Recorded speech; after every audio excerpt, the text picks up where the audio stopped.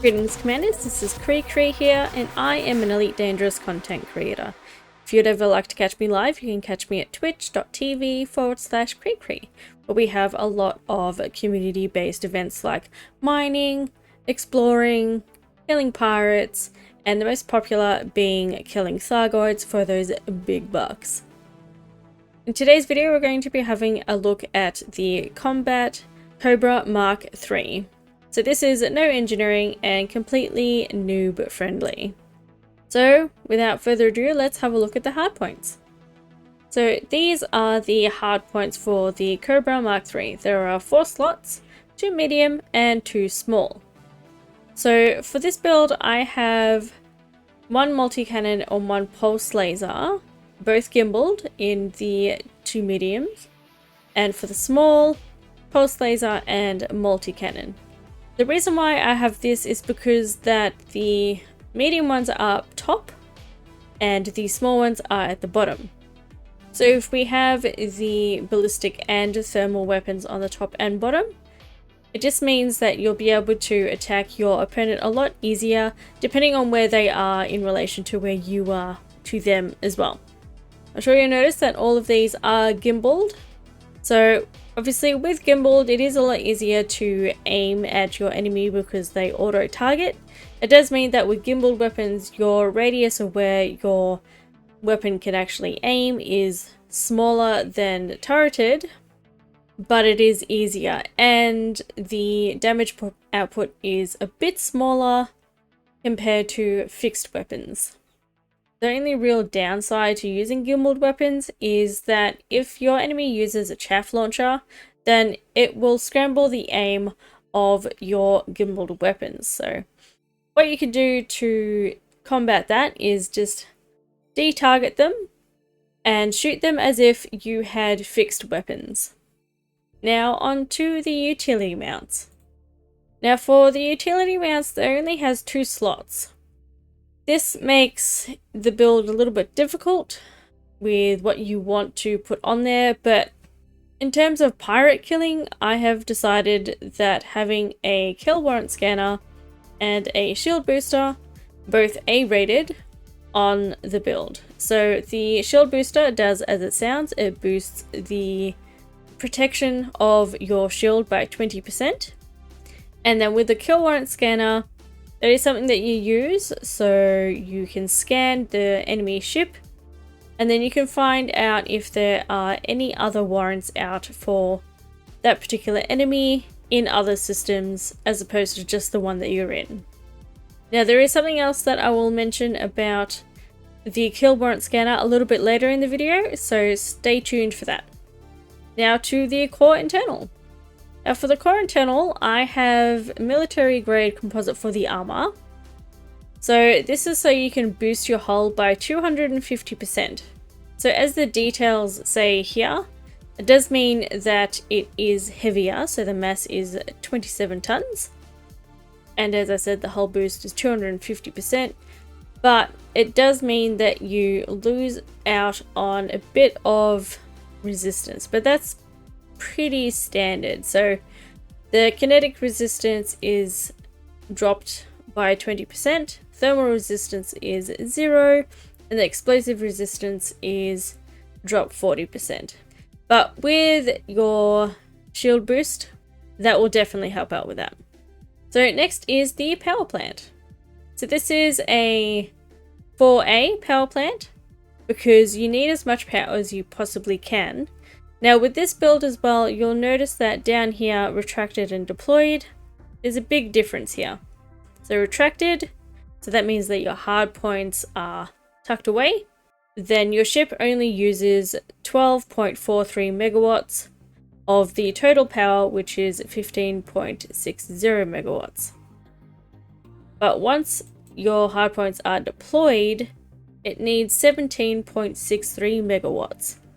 Of the 15.60 megawatts. So with this build, you'll need some power priority, and I'll get into that a little bit later. Next is thrusters. I've gone with 4A. This is because I want to make sure that with this build, obviously you are killing pirates. So you would want to be able to maneuver pretty quickly, and having strong thrusters will definitely help you out with that. So that's why I've gone with the A's. So naturally for the frame shift drive, I've gone with 4A because we want to make sure that you can jump as far as you possibly can to get to the different systems that you want to kill the pirates in. For the life support, I have 3D.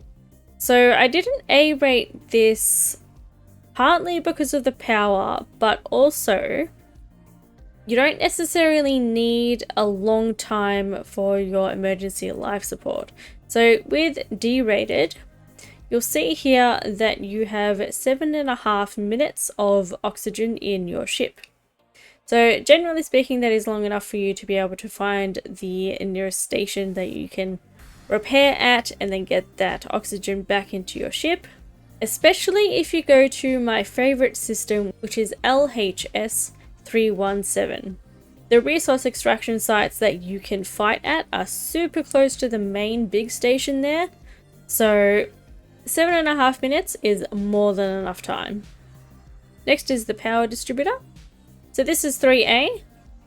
So this is to help with the capacity and recharge of your weapons, engines, and systems. As you can see here, all the details are here about what it needs, how much the recharge is in seconds, boot time, etc.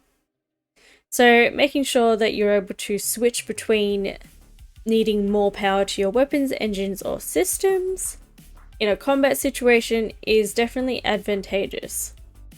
Next is the sensors. So for the sensors, I have gone with 3A. So this is because I want to be able to have the best scanning range for your ship. So this means that when you are trying to look for wanted criminals in resource extraction sites and such, it'll be easier for you to find them because you won't need to be so close. So as you can see here, the max range is 8 kilometers. The target scan angle is 30 degrees, which is pretty good. And also you can see that the typical emissions range is 6.48 kilometers as well. So you'll be able to pick up on other ships around you a lot easier with A-rated sensors. Next is the optional internal. So for the Cobra Mark III, it does have 3 class 4s. So for the first 2, I've put in hull reinforcements because you want to make sure you've got that little bit of extra protection through your hull. That sounds a little bit obvious, but you definitely need those. And I wouldn't suggest putting in heaps because you'll also need down here module reinforcement packages as well. So making sure that you have at least 2 of these module reinforcement packages is definitely advantageous so that you can have your modules reinforced as well, because when you target an enemy, you can sub-target their systems, and this protects you from your enemy doing that to you yourself. So if they target your thrusters, for example, and they take them out, then you'll need to repair them if you have an auto field maintenance unit. Otherwise, you'll be a sitting duck and they can just kill you. So aside from that, I obviously have a shield generator. I've gone with a 4C Biweave shield generator. It is a little bit weaker than your 4A shield generator, but the reason why I've gone with Biweave is that because with smaller ships and the hull reinforcement that you have, as well as the power draw is also something that I considered as well, but the recharge rate on Biweaves is a lot faster than your 4As. So, I mean, it is up to you if you would like to go with the Biweaves. I definitely always suggest that you experiment with your builds, but this is what I've gone with, and you can try it out. If you don't like it, you can play around a little bit. Now, I have also put in a 2A fuel scoop. So this is to help you with making sure that your ship is refueled when you go out traveling to kill some pirates or what have you.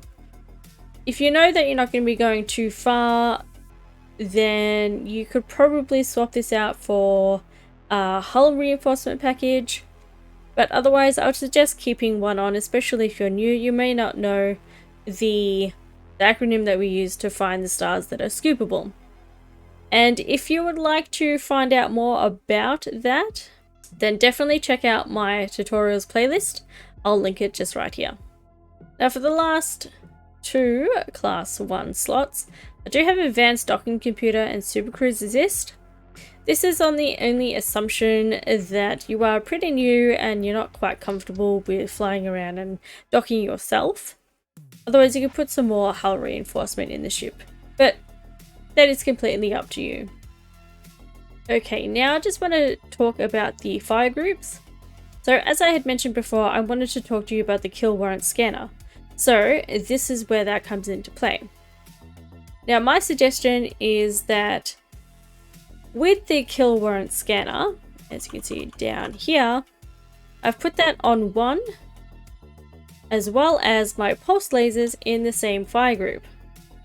This is so that when you do your basic scan, you can already see that the pirate that you are aiming at and targeting is wanted.